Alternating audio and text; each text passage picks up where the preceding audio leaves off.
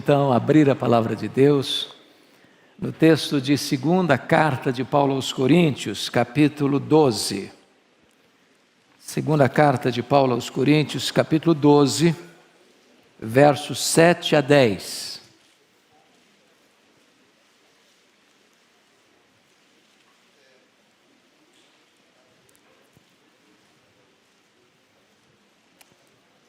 Lido o texto, permaneça com a sua Bíblia aberta na passagem, por favor.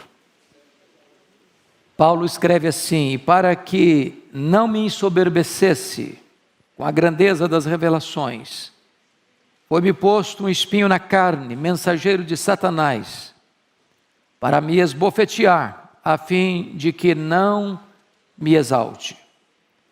Por causa disto, 3 vezes pedi ao Senhor que o afastasse de mim. Então ele me disse: a minha graça te basta, porque o poder se aperfeiçoa na fraqueza. De boa vontade, pois, mais me gloriarei nas fraquezas, para que sobre mim repouse o poder de Cristo. Pelo que sinto prazer nas fraquezas, nas injúrias, nas necessidades, nas perseguições, nas angústias por amor de Cristo. Porque quando sou fraco, então é que sou forte. Amém? Vou falar sobre glória e sofrimento. Glória e sofrimento. Bom, é sabido de todos que a segunda carta de Paulo aos Coríntios é a sua carta mais pessoal. É a carta onde Paulo mais abre o coração para relatar os sofrimentos que passou ao longo do seu ministério. Vocês podem conferir isso comigo. No capítulo 2, verso 4, ele confessa isso. Quando diz assim: porque no meio de muitos sofrimentos e angústias de coração vos escrevi, com muitas lágrimas, não para que ficasseis entristecidos, mas para que conhecesseis o amor que vos consagro em grande medida. Ele vai dizer no capítulo 1, versículo 8 o seguinte: porque não queremos, irmãos, que ignoreis a natureza da tribulação que nos sobreveio na Ásia, porque foi acima das nossas forças, a ponto de desesperarmos até da própria vida. Então, se você está passando esse tipo de angústia, se você já está sofrendo a ponto de achar: meu Deus, eu não estou aguentando mais, parece que eu vou sucumbir, parece que eu vou naufragar, é maior que minhas forças. Entenda que Paulo estava lidando com isso também. Mas esta carta foi escrita não só para abrir o coração e falar do seu sofrimento, mas esta carta é uma espécie de tratado de autodefesa. Não só a defesa do Evangelho, mas defesa do seu apostolado. Porque depois que Paulo saiu de Corinto e ele ficou lá 1 ano e 6 meses, aquela capital da Acaia, plantando a igreja. Aquela igreja foi a igreja que mais Paulo amou, mas foi a igreja que mais fez Paulo sofrer. A ponto de algumas pessoas ali acharem que Paulo era um impostor. Quando Paulo foi pastor da igreja, a igreja não pagou o salário de Paulo. Foi preciso que irmãos pobres da Macedônia sustentassem Paulo em Corinto, para Paulo ser pastor da igreja de Corinto.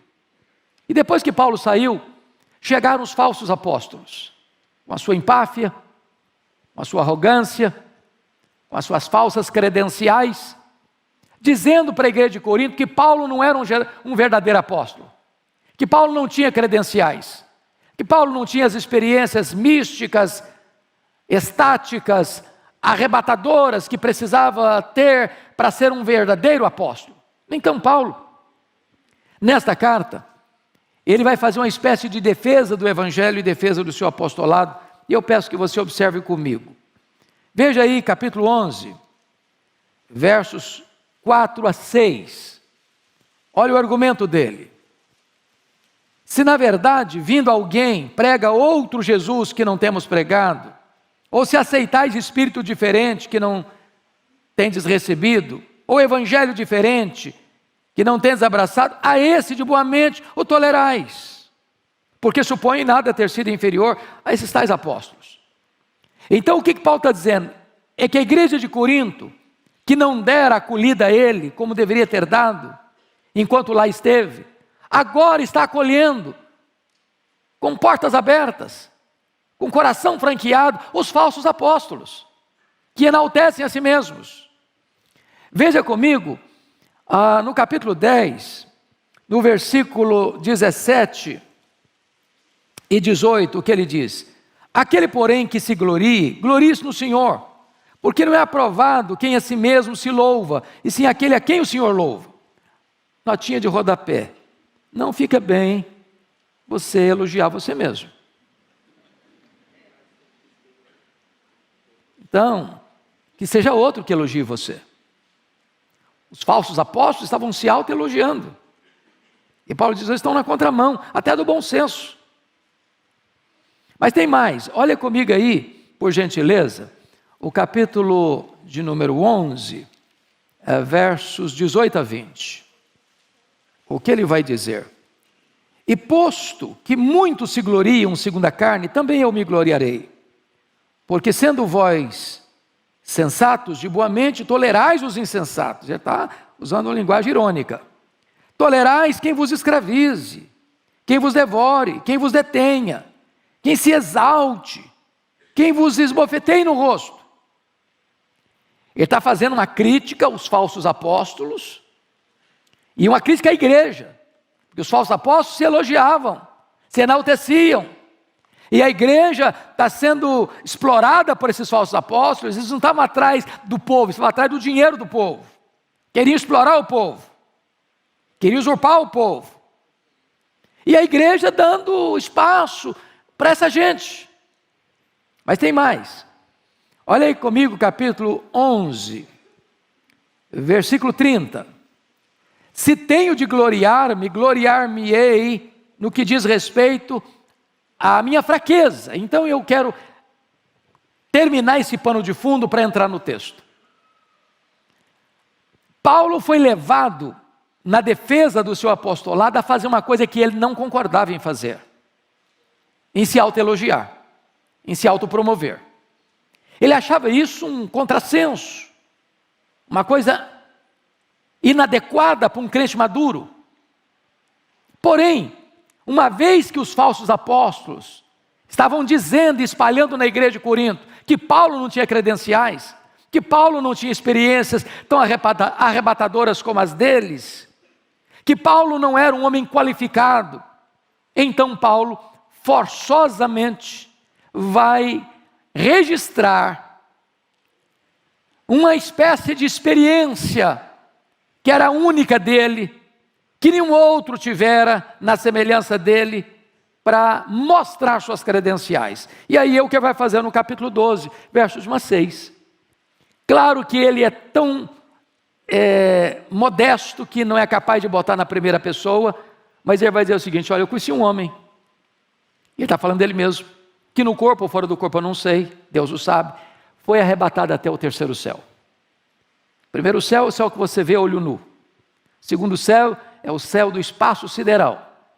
Terceiro céu é o céu da habitação e do trono de Deus. Ele tivera outras visões, né? A Bíblia diz que ele teve uma visão lá no caminho de Damasco, quando ele foi convertido. A Bíblia diz que ele teve uma visão em Trode: passa a Macedônia e ajuda-nos. A Bíblia diz que ele teve uma visão em Jerusalém: coragem, Paulo, porque assim como você deu testemunho aqui em Jerusalém, eu quero que você dê testemunho a Roma. Ele teve uma visão do anjo de Deus no navio, à beira de um naufrágio: coragem, nenhum desses 276 que estão no navio vão perecer, eu entreguei toda essa gente na sua mão. Mas agora ele conta uma experiência de êxtase, e ele, ao ser arrebatado até o terceiro céu, ouviu palavras inefáveis que não podem ser ditas, pela beleza, pela grandeza, pela majestade. E então ele entra no texto que nós lemos para mostrar uma coisa: Deus tempera na nossa vida glória e sofrimento. Porque se a nossa vida fosse feita só de glória, só de experiências sublimes, de êxtase, de arrebatamento, de sucesso, de grandeza, de conquista, de prosperidade, de saúde, nós correríamos um grande risco de ficarmos com o narizinho empinado, com o peito estufado, agasalhando na nossa vida soberba. Então, entrando no texto, eu quero conversar com vocês sobre 7 verdades que estão nesse texto. A primeira delas, está aí no versículo 7, parte A. E para que não me ensoberbecesse com a grandeza das revelações. A grandeza das revelações. Irmãos, Deus tantas vezes nos permite ter momentos de êxtase. Eu não diria a você que teríamos a experiência de Paulo ou de João, sobe para aqui, eu te mostrarei as coisas que devem acontecer. Mas Deus nos dá experiências tão incríveis, de comunhão com Ele, de intimidade com Ele, daquele gozo inefável, daquela alegria indizível e cheia de glória, daquela percepção da beleza de Cristo, da glória de Cristo, aquela compreensão da riqueza das verdades eternas, do céu, da bem-aventurança eterna. Quantas experiências maravilhosas, quantas noites em que os céus se abriram e a luz celestial inundou a sua alma, quantas visitações poderosas do Espírito Santo na sua vida, na minha vida, na nossa vida. Nós temos isso, Paulo teve isso, a grandeza das revelações. É claro que ele está tratando aqui daquela experiência de ser arrebatado ao terceiro céu, de ouvir palavras inefáveis, de ter as verdadeiras credenciais do seu apostolado. Mas aí, notem comigo, vem o segundo ponto, que é o doloroso espinho na carne. Confira comigo a parte B do verso 7. E para que não me ensoberbecesse com a grandeza das revelações, foi-me posto um espinho na carne. Preste atenção nessa expressão, espinho na carne. A pergunta primeira é: de onde procede o espinho na carne de Paulo? E a resposta óbvia é: procede de Deus. E você diz, mas Deus não é bom? Ele é bom. Mas o espinho na carne não nos faz sofrer? Faz. Mas então, se Deus é bom e Ele é, e se o espinho na carne nos faz sofrer, por que Deus permite o espinho na carne? Por que um crente sofre? Por que um crente pega Covid? Por que um crente é entubado? Por que um crente fica numa cama anos? Por que um crente perde emprego? Por que um crente sofre um revés na vida financeira? Por que um crente enfrenta angústias na alma, ou tribulações tais, ou perseguições tais, a ponto de desesperar-se da própria vida? E a resposta está clara: para que eu não me ensoberbecesse. Deus tempera glória e sofrimento. Bom, a segunda pergunta é: o que é esse espinho na carne de Paulo? Aqui não há um consenso. Esta palavra espinho só aparece aqui em todo o Novo Testamento. E a palavra é uma estaca que entra, rasga a carne e produz sofrimento. Não houve consenso na história da igreja sobre isso. Para Calvino, o espinho na carne eram as angústias espirituais de Paulo. Para Lutero, eram as perseguições sofridas.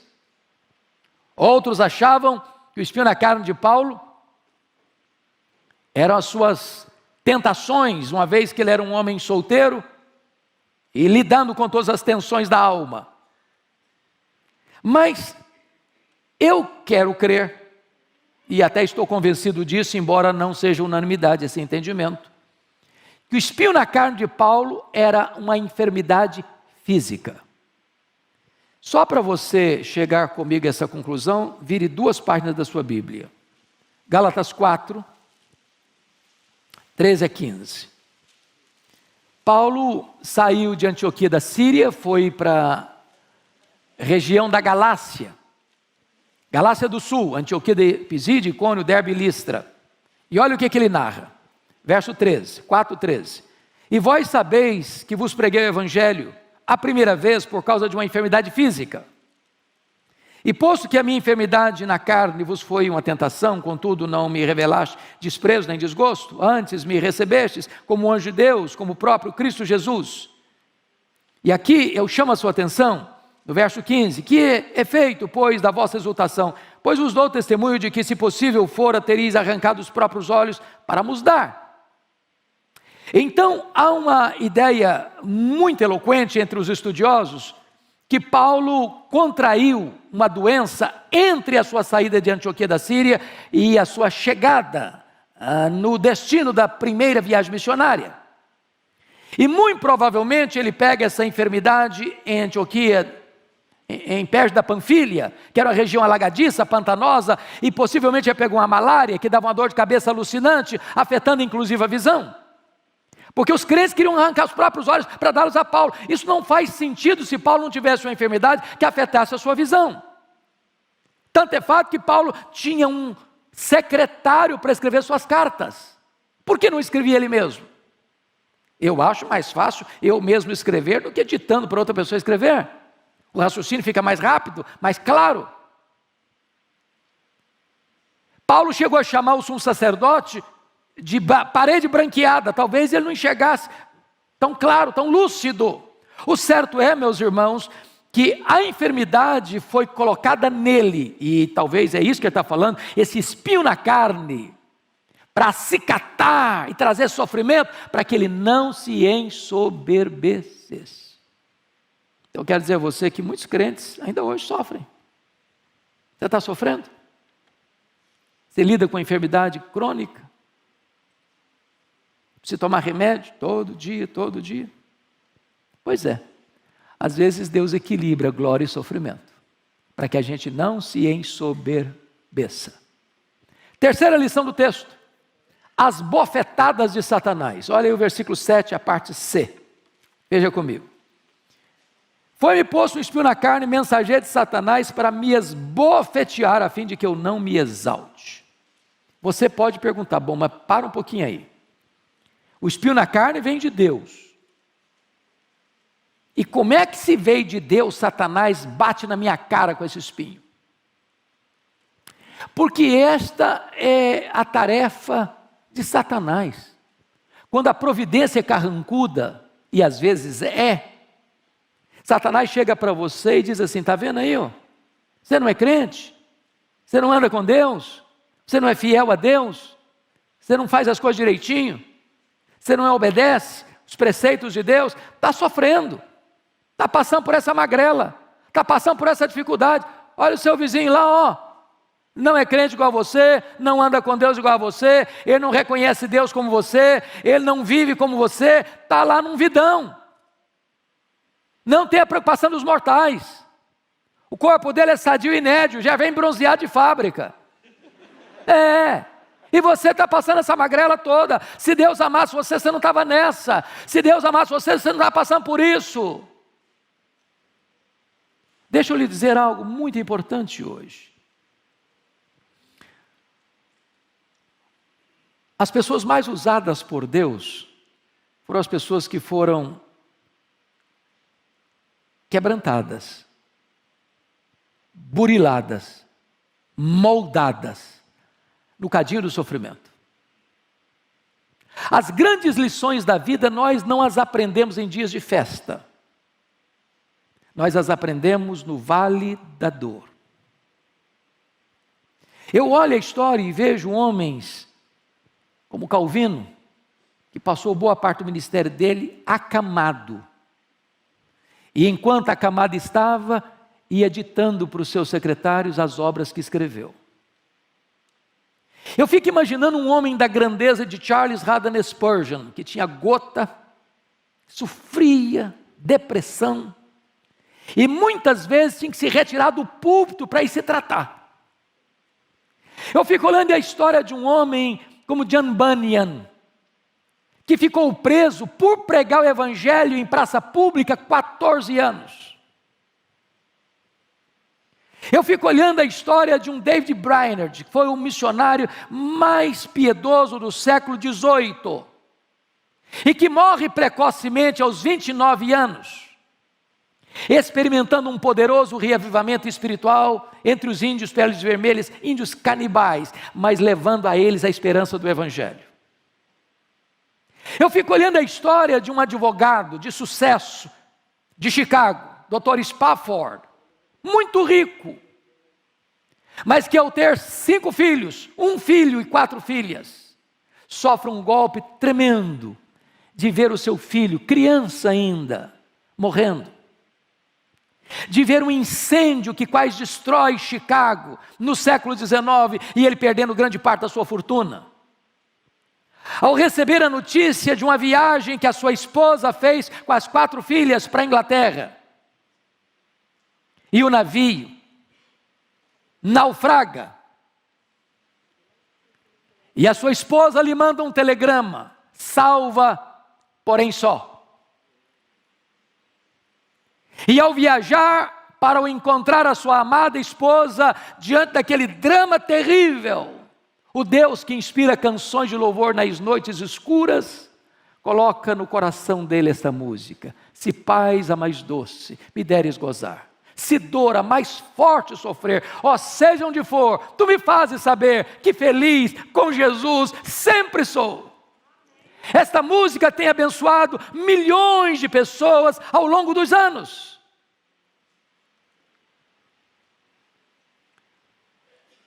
Se Deus está permitindo você passar por um espinho na carne, e se Satanás está batendo no seu rosto com esse sofrimento, entenda uma coisa: o seu sofrimento vai ser uma fonte de consolo para muita gente, porque é Deus quem nos consola em toda a nossa angústia, para consolarmos outros que estiverem passando pelas mesmas angústias com que nós fomos consolados por Deus.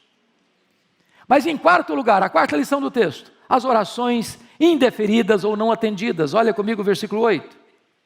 Por causa disso, 3 vezes pedi ao Senhor que o afastasse de mim. Notem comigo, irmãos, Paulo era um homem de oração. Paulo era um homem que orava até por gente que ele nunca tinha visto. Paulo orava incessantemente. Paulo orou por muitas pessoas doentes, elas foram curadas. Paulo orou e Deus ressuscitou Eutico. Um milagre extraordinário. Agora Paulo está doente. Agora Paulo está orando por ele mesmo, e uma oração honesta, profunda, sincera e perseverante. Orou 3 vezes, como Jesus orou no Getsemane: Pai, se possível, passe de mim este cálice. Ele pede a cura, ele pede o alívio. E Deus disse para ele: não, eu não vou lhe curar. Eu não vou tirar o espinho. Tem horas que o que mais queremos é alívio do sofrimento. Tem horas que o que você anseia é que você fique livre daquilo que se apresenta como algo que machuca você, que dói em você. É um problema familiar, é um problema de saúde, é um problema financeiro, é um problema emocional. Você sabe qual é o espinho que você enfrenta. E talvez você que está aqui já orou por isso há tanto tempo, e tantas vezes. E Deus diga, como aqui está escrito: por causa disso, 3 vezes eu pedi ao Senhor que o afastasse de mim. E Deus diz para você: não. Paulo pediu substituição, e Deus respondeu para ele: transformação. Eu não vou tirar, eu vou lhe capacitar. Eu vou lhe dar minha graça. Você vai me glorificar mais sofrendo com consolo, mantendo-se humilde, do que eu curando você e você tendo alívio e tendo o perigo e o risco de se ensoberbecer. Irmãos, a vida aqui não é indolor. Aqui tem choro, aqui tem lágrima, aqui tem dor. E eu não estou fazendo uma apologia ao sofrimento, eu não estou fazendo apologia à lágrima, eu não estou fazendo apologia à enfermidade, eu não estou dizendo que você é masoquista, eu não estou dizendo que você tem prazer em sofrer, eu não estou falando isso. E Deus não está dizendo isso. Mas muitas vezes o sofrimento nos vem para nos colocar numa posição de completa e permanente dependência de Deus. Então vem a quinta lição, a resposta desconcertante de Deus no verso 9a. Olha aí, então Deus me disse, a minha graça te basta, porque o poder se aperfeiçoa na fraqueza. A maior necessidade sua e minha não é nem de alívio, é da graça suficiente. Tiago, no capítulo 1 da sua carta, no versículo 2, ele diz assim, meus irmãos, tende por motivo de toda alegria, preste atenção nisso, motivo de toda alegria, o passardes por várias provações. Parece que não é comum você juntar as duas coisas, alegria e provação. Porque quando você pensa em provação, você pensa em choro, você pensa em gemido, você pensa em sofrimento, você pensa em tristeza. Agora Tiago está nos confrontando com essa verdade, dizendo, meus irmãos, tende por motivo de toda alegria o passardes por várias, não é por uma não, vem em pencas, todas as provações.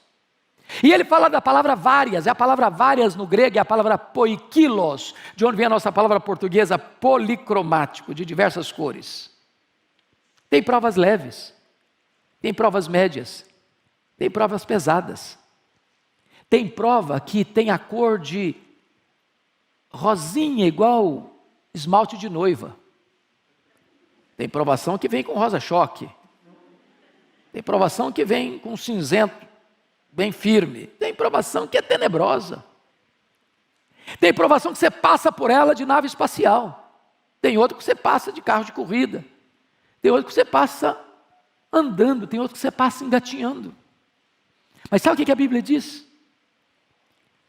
Que para cada cor de prova que você enfrenta, existe a multiforme graça de Deus. E a palavra multiforme é a mesma palavra poiquilo. Sabe o que a Bíblia está dizendo? Para cada cor de prova que você enfrenta, existe uma cor de graça suficiente para sustentar você. Deus nunca vai deixar você sozinho, Deus nunca vai deixar você desamparado, Deus nunca vai largar você no meio do caminho, Ele vai sustentar você. A minha graça te basta, Paulo, o meu poder se aperfeiçoa na fraqueza.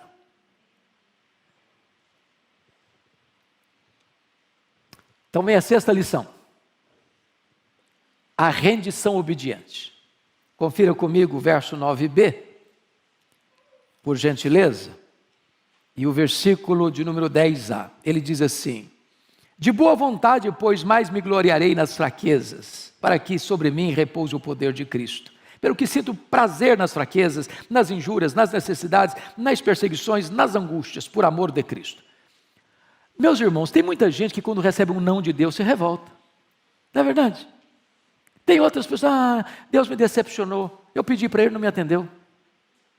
Deus, também eu vou sair da igreja, porque na hora que eu precisei de Deus, Deus me disse um não.